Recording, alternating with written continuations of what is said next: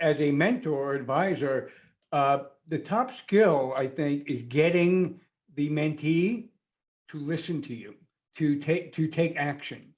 And that, because if you can't get them to do that, to internalize your advice or your observations, then it doesn't matter how good you are.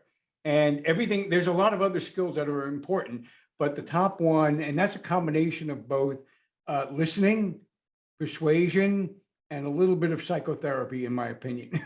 If you had to, and this is for everybody that was on the panel, if you had to have a primary kind of skill capability, what would you call it? I have an idea, so I'm going to put it out there. I'm going to seed the question a bit by saying I think one of the things that leads to a great mentor is the capacity to be curious, not guide, but curious. The active listening that somebody just mentioned in there, which is really important because it's a rookie mentor mistake where they listen, they think they're listening, but the first thing they say is, I think you should do this, right? They immediately start with giving suggestions or with their opinion. And that's not what mentorship is about. Maybe a consultant or an advisor, but mentorship is saying, I see this from 10,000 feet. I see things that you can't see.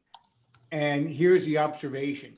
And half of that is active listening. And that's a learned skill. What we found is the ability for the mentor to establish or to establish trust with the mentee, because if they don't trust them, there's not a connection there. It won't matter what kind of advice they give. They won't take it, and eventually the relationship will fall apart.